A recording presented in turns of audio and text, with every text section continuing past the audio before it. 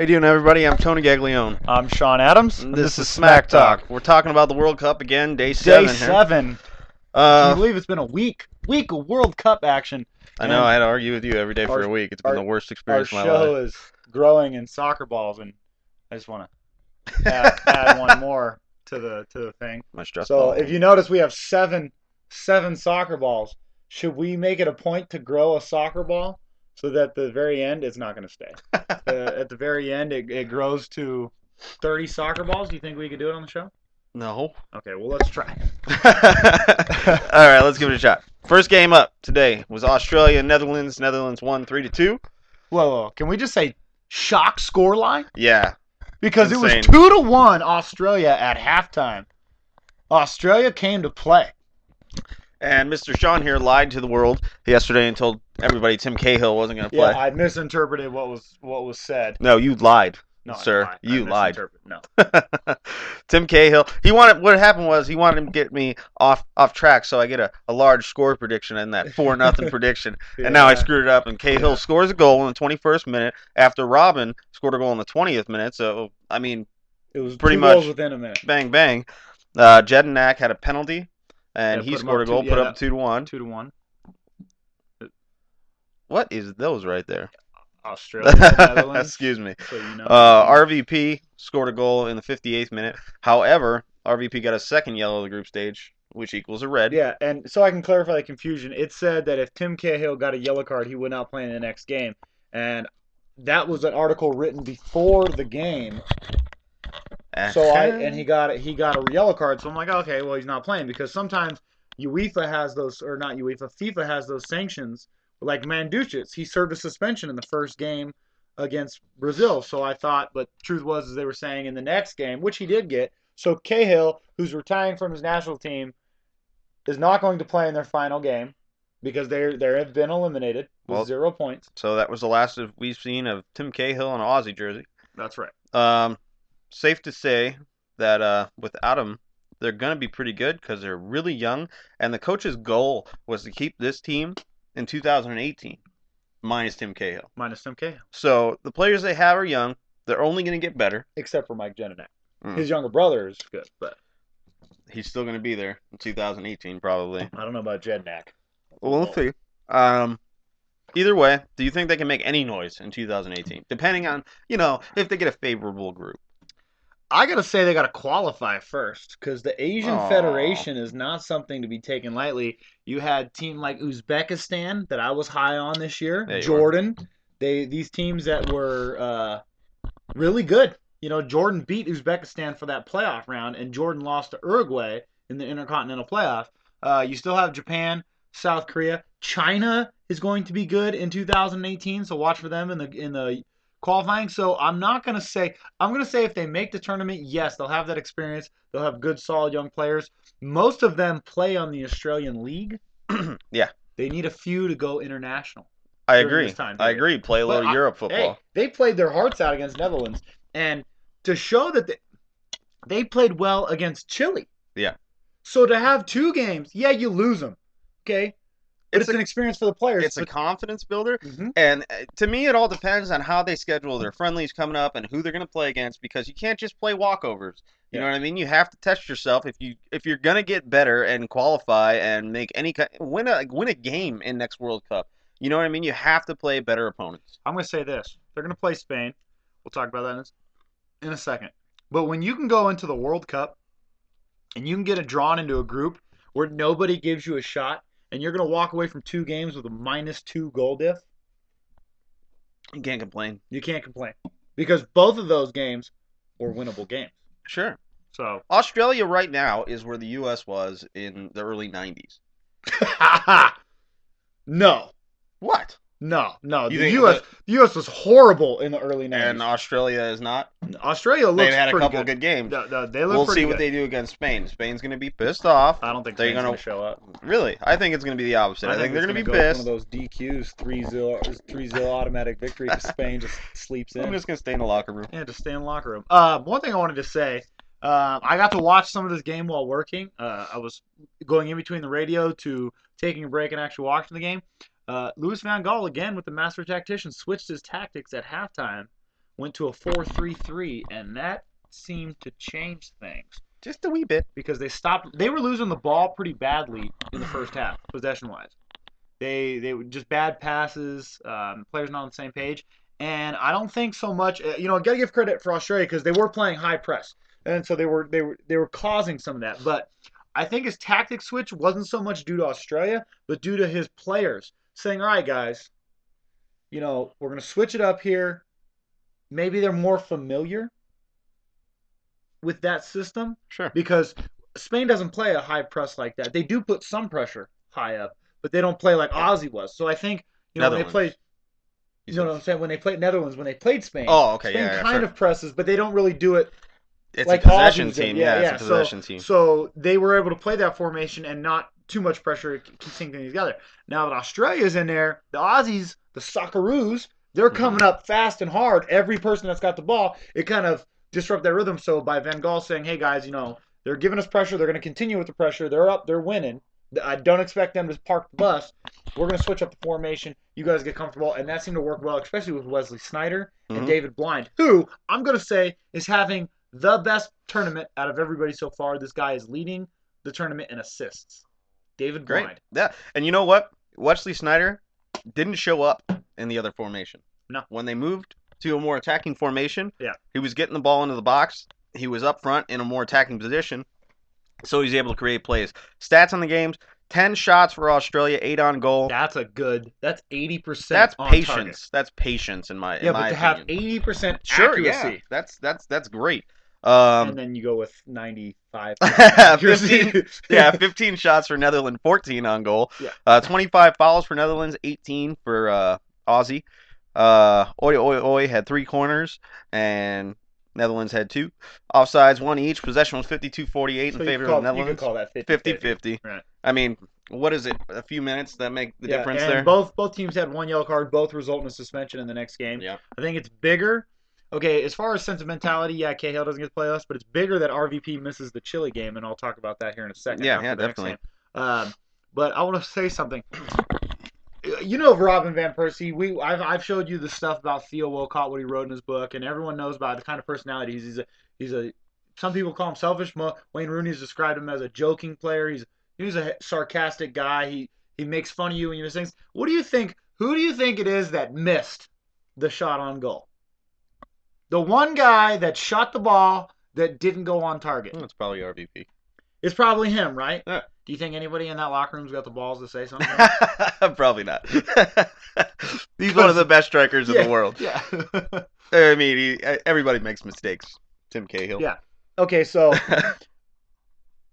Aussie, we'll look forward to them qualifying for 2018. Definitely. Van Gaal again shows his tacticians, his tactical moves. Glory, man, you. We'll lead into that. The next game of the day, which I called, by the way. I might have called a different scoreline, but I said it was going to happen. Chile beat Spain 2-0. I said a 3-2 Chile victory. I gave Spain more credit than they deserved. Apparently. I pulled the Denver Broncos. I knew it was going to happen, but, look, here's the thing. Chile was the team, I said this yesterday in yesterday's show, Chile was the team that nobody wanted to have in their group. Nobody wanted this team in the group because they were dangerous in Cannonball. They stole points off of all the top teams in Cannonball. Colombia, Argentina, they beat Brazil, even though they're just friendlies when they play because Brazil automatically qualified. They beat Uruguay twice in Cannonball. They beat Ecuador. They beat all the teams. Yeah. And people knew that this Chile team was dangerous. And here they come, Alexis Sanchez and Vargas. And just so everybody knows, a friendly is not like a preseason football game. No. Okay? Friendly is not like exhibition baseball or preseason basketball or preseason hockey. Friendly is still serious. People still take it seriously. USA plays Mexico in friendlies all the time. Yep. And it's hardcore soccer. It's very, very serious. So some stats. Spain had 15 shots. Only 9 of them were on goal. Chile only had 7 shots. 4 were on goal. Can I stop you right there? Yeah. What does that mean? That Iker Casillas sucks again. How 4 shots on goal, you can't make 4 saves as one of the best goalies in the world? I'm gonna say Spain sucks. I'm gonna come out here and say that I'm not gonna just blame Iker Casillas. I'm gonna blame the whole team because defense is back 5. It's not one guy. The defense is your 4 defenders in front of you and the goalie. So if they were getting 4 shots and 2 of them went in, It means out of those 4 shots that were on target, the defenders are making mistakes. Because the defenders are making mistakes, but dangerous. As we saw in the first game with Casillas, he made mistakes there, and he didn't look very good in this. One of the 2 goals, he was just out of position. Okay, but here's the thing: when your team is dominating possession, what they do, and they're shooting the ball. But here's the thing: he has gotten used to playing with a lead. Yeah. Spain didn't put up any goals. They got a penalty in the first game. A penalty. That's the only way they've scored so far this tournament. Was a penalty. They haven't put anything in the back of the net. So I think some of that relies on the defense. Some of that relies on your midfield. A lot of it in the midfield, in my opinion, especially with that kind of team. And your attackers. Fernando Torres, notoriously still whiffing balls. Diego Costa looked horrible in this game. It says one thing. When your coach subs out your best striker for your used-to-be best striker who is now notorious for whiffing in front of goal. That's pretty. It's both games he's been subbed out. Diego Costa for Fernando Torres. Let's go with the stats. Hold on real quick. Back and forth. When I think about this Spain team, it reminds me a lot of hockey, about Russia when they were so good and they went down to the U.S. on the Miracle on Ice and the coach had no idea what to do. He had no idea to pull the goalie and pressure. That's how I feel Spain is. They go down and they still play possession. There's no sense of urgency whatsoever. They're still in the back, their own half of the field, down 2 goals in the 85th minute, passing the ball back and forth. Yeah, here's what I'm going to say. Spain needs to retool. Here, I'm going to get into this point. Well, let me go to the, I think the game plan is off. Let me go to the fouls. It was still 14-15, so we haven't seen anything. Spain had 7 corners. The problem with that, Bravo, the goalkeeper, knew the ball was going to Sergio Ramos every time. Was jumping in front of it every time. They were offside. Chile was offside twice. Spain was offside once. Spain had majority of possession. 1 yellow card for Spain, 2 for Chile. Now, here's what I'm going to say. Xavi did not start this game. He looked horrible against Netherlands. He didn't start. He didn't even get subbed in. But 2 players that were doing great. At the end of the game, Carzola and Koke. And David Silva was doing everything he could. Nobody, besides those 3 midfielders, because that's what they are, nobody else was doing jack.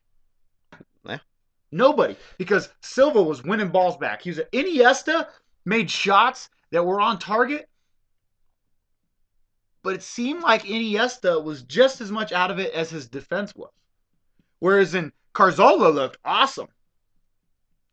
Had a shot tipped over the bar on a free kick, because Carlo can shoot. David Silva, I've never seen the magician, the smallest kind, one of the small guys, win so many long balls.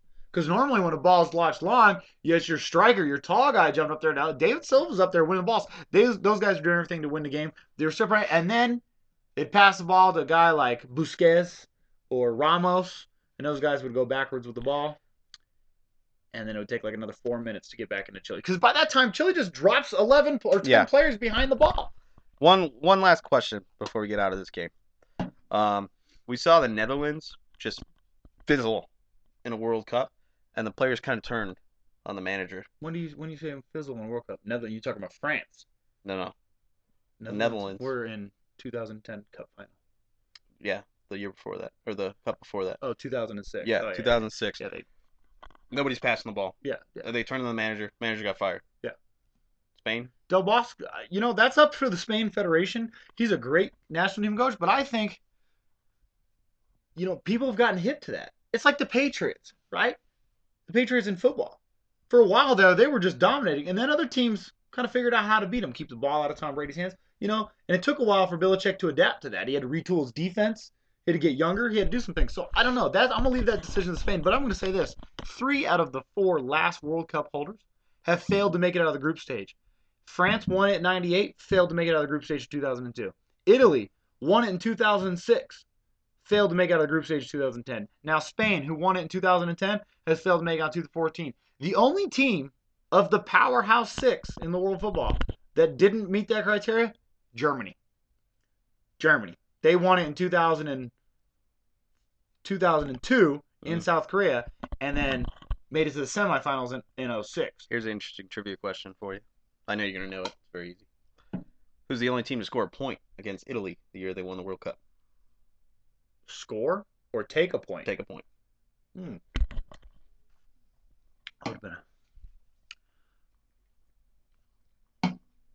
I couldn't tell you. The U.S. drew Italy. We were in the group. Oh, okay. All right. One Interesting. thing, Chile goalkeeper Bravo, he didn't play so well. He was kind of out of position on a few things. It's a clean sheet. No, I know, but a lot of the shots that went over goal, they could have been goals because he's out of position. But he made saves when the shots were on target. And that was the key. I think a lot of the headers, like I said, jumped in front of Sergio Ramos. So, it's one of those when you give a rating, the 1 through 10, you give him a 6.9, almost a 7 type thing because it could have been better, but he did enough to keep you in the game because that game could have got out of hand early. So these two matches that we just talked about set up a great third game. Yeah, a great third game because now you have Netherlands versus Chile, who basically decides who gets first place in the group, who gets an easier knockout draw, basically. Well, which could be a trap. Never know. But we're going to talk about that now. So the first second place matchup is the next round 3. That'll be our and we'll talk about that. So you could see in the game we talked about yesterday, that was going to be very important was the Cameroon-Croatia game. Now, Tony picked a 2-0 Croatia win. I said a 1-0 Croatia win. I thought it was 0-0, but then I remembered Mandzukic was playing. But then I brought up a point. We talked about this, how crazy the group could get if Croatia won by a big margin. Yep. And they won 4-0. Okay. Mandzukic, 2 goals, 1 assist. Yep. Modric, again, being the center of the midfield, having a great World Cup. I haven't seen much of Rosicky. Rosicky plays for Czech Republic. Oh, excuse me. I'm sorry. I know, it's all these. But I want to ask you something. Had Mandzukic played against Brazil instead of serving the suspension, would it be possible for them to have won that game? What was the final? I forgot. 3-1. But the late goal came. I don't know. It depends on what the possession was and things. Mandzukic's just strong, and he can go up and win headers. Brazil's not very good at set pieces, so maybe. Okay. In this game, Evander Olic scored an 11th minute goal on the Mandzukic assist. Mm-hmm. Perfect ground cross across the box. Pretty much just a tap in. Then in the 48th minute, Persic with a fine left-footed shot, doing what you're supposed to do, shoot it where the goalkeeper was. Yeah, that was not very where cool. He's going to. Very cool. Goalie dives to the right, to the far post. He shoots it basically where the goalie just was. It goes right inside. Wait a second here. Before that goal, Alexander Song got red card. So he'll miss. He basically punched dude in the back of the head while he was running after him. He didn't even have the ball. Yeah. I mean, that's just stupid. Okay, so we know Spain is playing bad, right? We know Spain is playing bad, and then we get things like this. Is it just me, or is everybody on the Barcelona team having a bad year?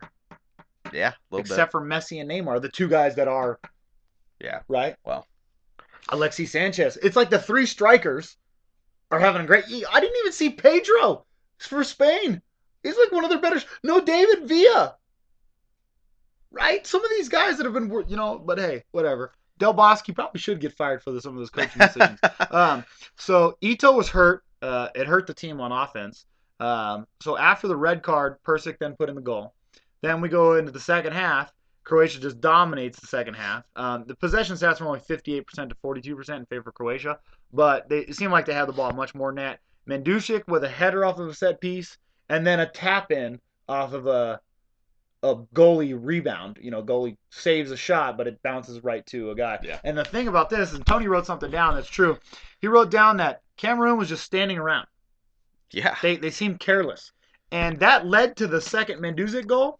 Because his tap in, he is clearly offside, but the guy covering the corner kick, when the ball is put in short corner, that means instead of crossing it, they just pass it to the guy, and he crosses it, he just stood there. So he played on everybody else.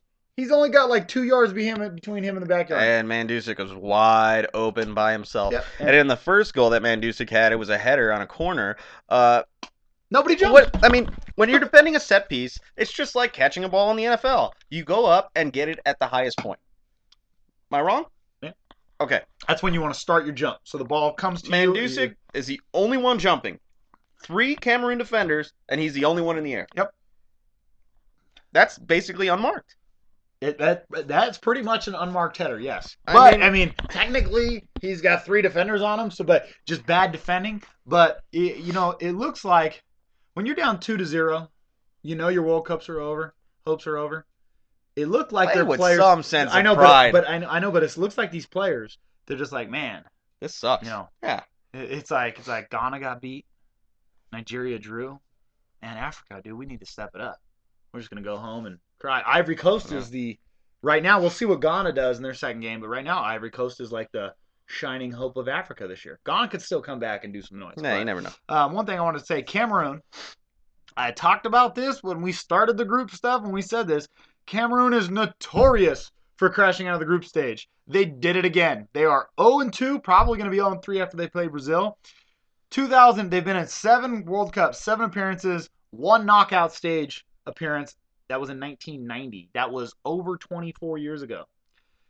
2014, they're 0-2 now. Makes you feel old. Yeah, they're 0-2 now. They'll probably be 0-3. They could be 0-2-1 if they drew Brazil, which would be rare. But 2010, 0-3 in the group stage. 2002, they got a win, but 1 win, 1 draw, 1 loss. Couldn't make it out. 98, they had 2 losses and 1 draw. 94, they had 1 loss and 2 draws. Couldn't make it out. So overall, right now, with not including this World Cup, they're 1-7-4 in World Cups. That's 7 losses, 4 draws. They probably are going to have a record in their last 7 appearances or last 5 appearances of 1-10-4. If they draw to Brazil, it could be 1-9-5. That is not something that would ever make me afraid of your team. No. If you went to 2018 and then you were drawn in my group, I would not be afraid of your team. Exactly. But it seems like it's only in the World Cup. Yeah. Because in the African Nations Cup, in the Confed Cup, and even in the Summer Olympics, they won a gold medal in the Summer Olympics.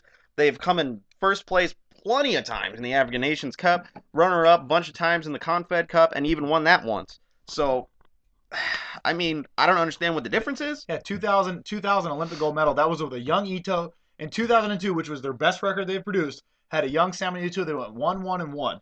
The only difference I see is the African Nations Cup is a little weaker competition, but the Confed Cup... I don't know what you're talking about. Burkina Faso, man. Whatever. Egypt. The Confed Cup still got some good teams in there, and they managed to come in runner-up, third place, win it. I mean, it's not that big of a difference from what you're playing now from the Confed Cup. Yeah. I don't understand. So, Cameroon, they're gone. They're out. So we've had 3 teams eliminated, Australia, Cameroon, and Spain so far. There's action tomorrow, but one thing I want to talk about, and we said this yesterday, I talked about how crazy it could get if Croatia won by a fine margin. So let me just show you this. Brazil has 4 points with a +2 goal diff. In second place is Mexico. Excuse me again. With 4 points. We're drinking Coke instead of beer. We're drinking World Cup Cokes. World Cup Cokes. That's right. We're all about the World Cup. Mexico's got even on points, 4 points, with a +1 goal difference.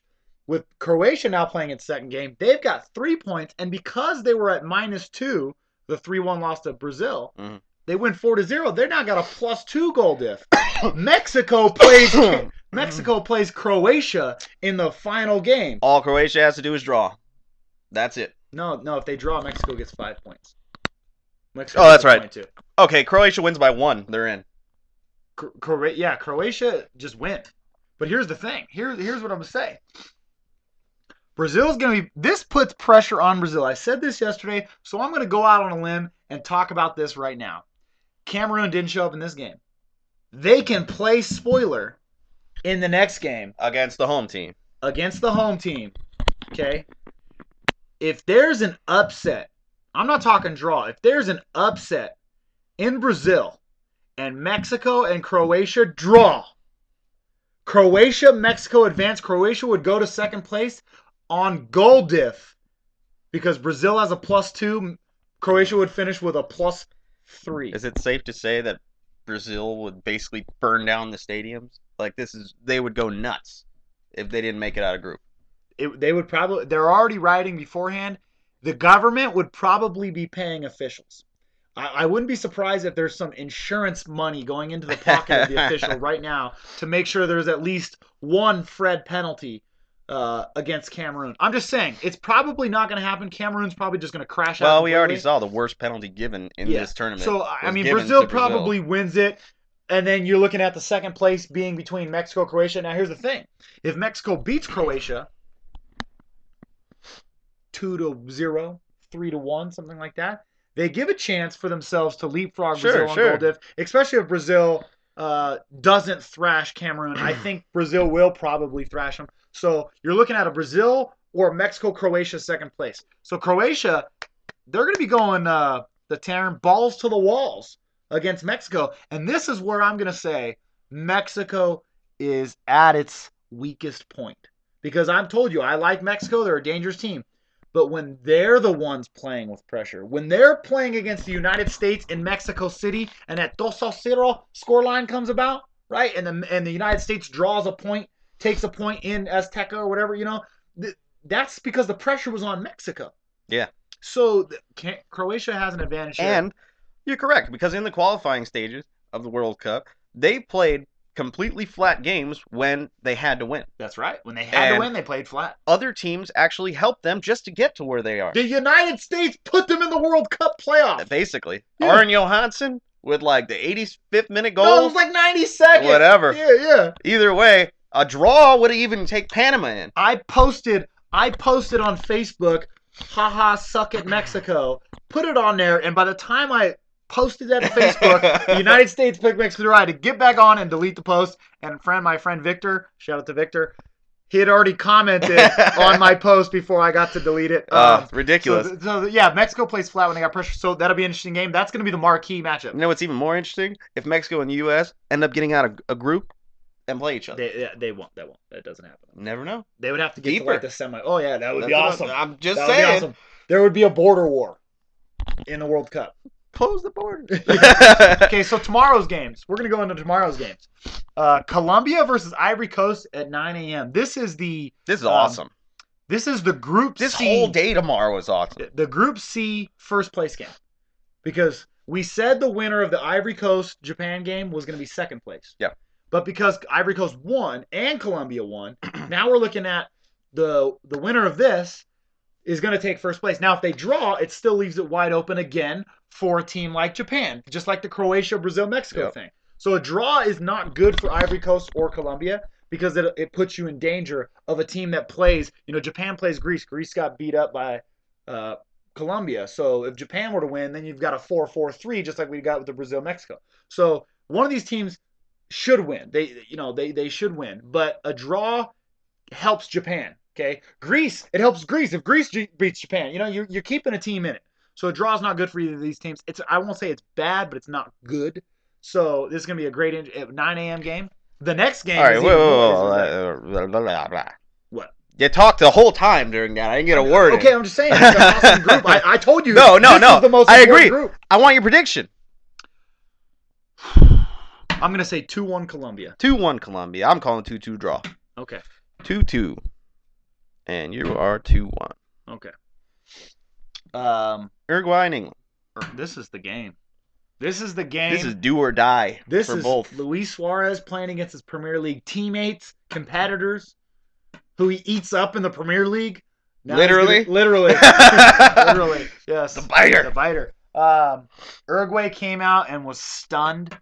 They were absolutely stunned by Costa Rica. It's going to be interesting to see their response. My sleepers.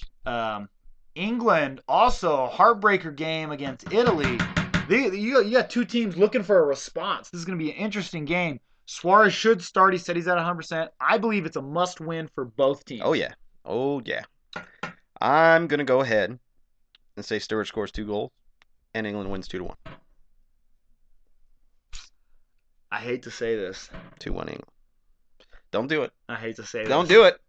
I want to turn this ball where it says British soccer again. I know. I'm going to say Don't root against our team here. I'm going to say a 3-1 Uruguay victory. You suck, man. A Suarez hat trick crashes England out of the World Cup. A Suarez hat trick on his first game in the World Cup. Hey, it's Don't think so. Luis Suarez, Don't think so, brother. Hey. I think England's going to start. Gerrard, Sturridge, bring in Lampard for Gerrard. Drop Welbeck. Yeah, that's just stupid. I mean, I've watched this kid play at Man U against terrible opponents and not do anything. Sunderland's defense can hold Welbeck. Welbeck shows moments of brilliance. And a lot of moments of stupidity. Kind of like an autistic kid does with the puzzle. It's ridiculous. Nice. That's awful. That's terrible. I'm sorry. But it's true. But it's serious. That's a great analogy for Welbeck. Man, it's like... Look. There's a video of Welbeck. Here's a good one. Adam Dunn strikes out 200 and some odd times a year. But he does hit about 30 home runs. Yeah. So there's that one game every 20 that he does well. Yeah. This is not one of those 20 games. Yeah, I was gonna say there's a video that I love it, and anytime Manchester United is in anything important, and it just happened because England's a World Cup Welbeck's on the team, it says all his opponents will be afraid. This is what they have to look forward to. And there's a video of Welbeck, and I'm gonna stand up real quick, and he's doing the whole I'm gonna keep the ball in the corner, fancy tricks, and he literally backheels the ball out of bounds for a goal kick. No pressure to the defender. Defender's just kind of like standing there watching him, and it just goes to show you the skill this guy has because there's 3 seconds of ball skill. And then the one moment where he just backheels it out of bounds for no reason. And that's Welbeck in a nutshell. So I think, I say drop Raheem Sterling and use him as a super sub. No, I don't know. I want to see Wilshere, Lallana, and Ross Barkley playing. Yes, I agree. Starting the game. I agree. I want to see those 3 young midfielders accompany Gerrard. Leave Rooney by himself up front. No. Rooney and Sturridge up front. Rooney and Sturridge with Gerrard center attacking mid. 2-3-1. No, Gerrard center defensive mid. He's too old to be running forward. Oh, come on. I want to see a 4-1-3-2. You got to have a shooter at center attack. No, you got a shooter. Lallana. Okay, Lallana. Wilshere. And Ross Barkley's got a cannon on him. Well, someone's got to play up front. You can't play the Sturridge and Rooney together. Wilshere. One right behind him. Yeah, that would be Lallana playing center. That's Great. what I'm saying. That's what I want. Lallana in the middle, Wilshere, and... That's what I want. I also like to see Ricky Lambert come into this game. Yes, I want to see Ricky Lambert as a substitute. Ricky Lambert needs to come in. The old man. Because as we've talked about, subs have scored how many goals? They've scored over 20% of the goals. Over 20% of the goals. A couple of substitutes scored in this game. Ricky Lambert is strong. Can take down the Uruguay defense. 2 more substitutes scored today. 2 more. That percentage is just rising. For every game, if there's a substitute that scores... And just so you know, you're going to see Ricky Lambert subbed in a lot next year because he plays for Liverpool now. That's right. Yeah. Well, that could be insurance. If Real Madrid... a Liverpool fan. If Real year by year. If Real Madrid buys Luis Suarez, Ricky Lambert will be starting with Daniel Sturridge. I hope Rooney goes to Liverpool and I can just get this over with. No, Rooney's not going to Liverpool. I might just burn that jersey. Okay, so then the final game, that was the noon game. The final game of the day is Japan versus Greece. This is again like the England-Uruguay game. This is a heartbreak game. Both teams, Greece kind of just got whooped, but Japan had a heartbreak against Ivory Coast. They were winning the game, most of the game, 2 quick goals. So it's a response. This is a game that it's really crucial for Japan to show their mettle, because if you're scoreline watching the early game, you've got 6 hours in between your game starting and the other game starting. So you're going to have like 4 hours to prepare yourself for the result. Mm-hmm. So if Colombia beats Ivory Coast or they draw, or if Ivory Coast beats Colombia, which would be your greatest result because you still get to play Colombia, it kind of you as a coach, you can use that to hype up your players, especially if there's a draw. They're like, oh yeah. I think the draw is the best thing for them. Yeah, because Greece is a scrappy team, but and I don't know if Japan, I don't know if Japan has the weapons to break down Greece's defense. I don't know. So I'm kind of... Dude, after what I saw out of Greece in the first game, I think Japan wins this game easily. I think Japan wins 3-1. I'm going to go with another Japan heartbreak. 1-1 draw. And a late goal. Late goal. Yeah. Papadopoulos is going to score. Socrates, whatever. Okay. So, hold on. There's something on there I wanted to say. Oh, my bad. So tomorrow, potentially, we could see, we've got Australia, Cameroon, and Spain. Right. Okay. The loser of the England-Uruguay game and the loser of the Japan-Greece game, if there's losers, they're both eliminated. That sucks. I don't want to talk about that. We don't want to see England eliminated. Not only that, but here's another thing. If England and Uruguay both draw, and they get 1 point, and then Costa Rica and Italy both draw, both they're England eliminated. And Uruguay are eliminated because both of those teams lost to the teams with 4 points head-to-head. Costa Rica's beating Italy. My sleeper. I would love it. I got a parlay with Costa Rica winning. So the last thing I wanted to wrap it up with was the way the knockout. For those of you guys that don't know soccer, it's not just like a tournament that's just like, random teams going to the knockout stages. The winner of Group A plays the runner-up of Group B. The winner of Group B plays the runner-up of Group A. So you could see right now it could not matter who is what, because you could see winner Brazil versus second place Chile, and winner Netherlands versus second place Mexico. Or you could see winner Mexico versus second place Netherlands, same matchup, versus first place Chile versus second place Brazil. So or Croatia. Or Croatia. That's what I'm saying. Croatia's in the mix, but you could potentially see it not matter who's first or second. Yeah. Is what I'm trying to get However, at. The matchups are very intriguing. Yeah. A Croatia-Chile matchup is very, very, very... I would like to see that. Because, Brazil-Chile, they played each other in Cannonball. Netherlands-Mexico... In order for Chile to play Croatia, Brazil would not be in it. Or Mexico would not be in it. Or Mexico would not be in it. So you would see Brazil-Netherlands. Wow. That would be an awesome first round, first stage knockout of the knockout stage. Yes, if Chile wins the group stage, whew, if Chile beats Netherlands, and Brazil finishes first, Netherlands finishes second, you're going to see Brazil, Netherlands in the knockout stage. That means you're eliminating a big dog right away, but that's bad for Brazil. Because if there's somebody that can beat them, it's the Dutch. They did it last World Cup. I don't care what happens to Brazil. I hope they're out in the group. I don't want to see this team go rioting in the streets of Sao Paulo. I'm Tony Gaglione. I'm Shawn Adams. This is Smack Talk. We'll keep you guys updated. Yeah, tomorrow, day 8. Day 8. We'll keep you updated on how these knockout stages are going to look. Wow, I hit the camera that time.